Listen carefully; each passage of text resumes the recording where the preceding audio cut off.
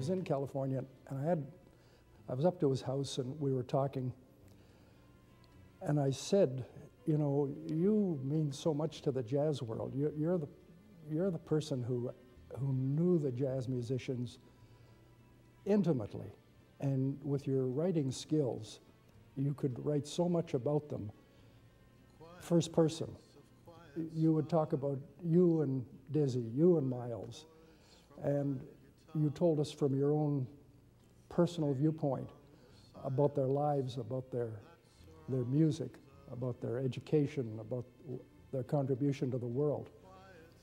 I said, it's amazing. And he said, you know, in a few years, the last two guys who could do that, Nat Hentoff and myself, I think Nat was born in 25, he's still alive, and Gene, he said, when we're gone, there'll be nobody that can write about the great jazz musicians, first person. I had Gene Lees on my radio program a number of times. He was a fascinating guy, and one of the things that many people don't know about Gene Lees is he had one of those small cottage houses down on the beach, and Hurricane Hazel came along and apparently washed out Gene's substantial collection of early Frank Sinatra records. When Terry Cook was regional chairman of Hamilton, and about 20 or 30 members of the Rotary Club of Hamilton got on a charter bus and went to the arena in Buffalo where the Sabres play, and into the big public dining room, and joined the Buffalo Rotary Club for a luncheon meeting, and Terry was going to speak about Hamilton. And I walked in, I heard a guy playing some ordinary jazz at the piano, and I walked over and started to listen to him.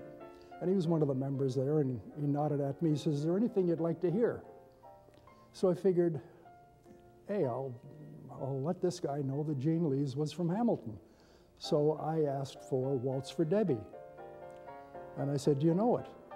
And he said, well, I sort of know it, but let me see if there's anything in the piano bench that might help me.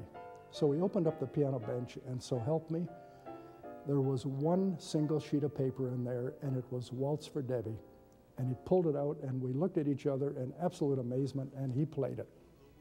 You know, when Sinatra died, the Globe and Mail got hold of Gene Lees and said, look, we want you to write the obituary for Sinatra because you knew him so well.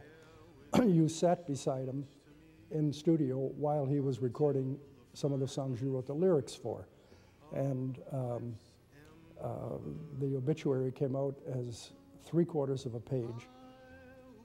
Nobody but Gene Lees could have written a first-person obituary about Sinatra like he did. It was probably the definitive obituary for Frank Sinatra. Gene always had fond recollections and great stories of Hamilton, and he's certainly a worthwhile recipient of this award. Congratulations to the late Gene Lees. Gene, I know you're writing lyrics wherever you are with the best of the songwriters. It's been an honor to have known you. I was proud that you were a Hamiltonian. I miss you, and I'll certainly miss those jazz letters that you sent out to your friends once a month for the past 20-odd years. They were the very best. Farewell, my friend. Tragic joke have found with you.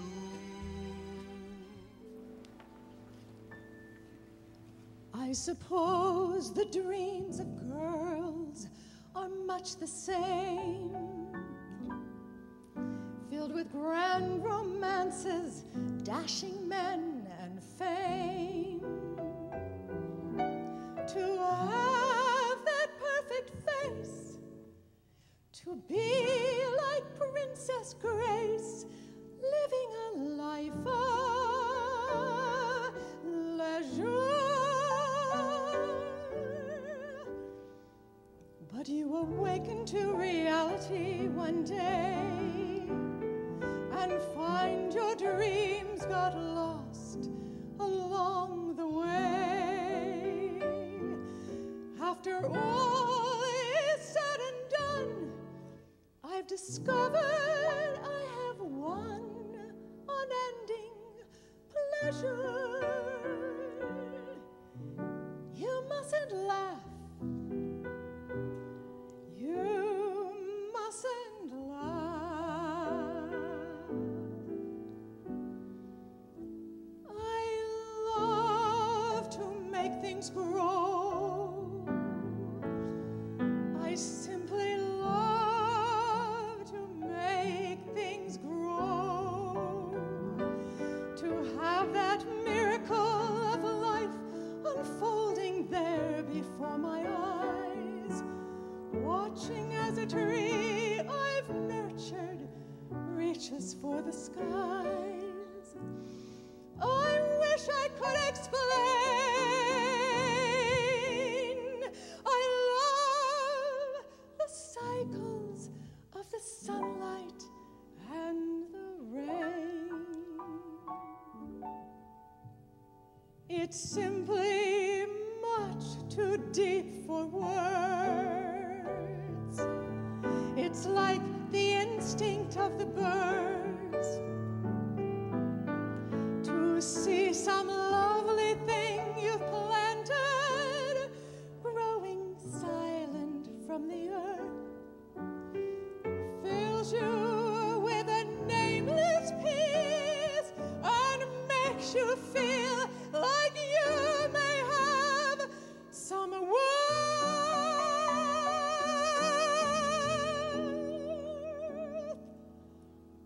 There's only one thing that I know.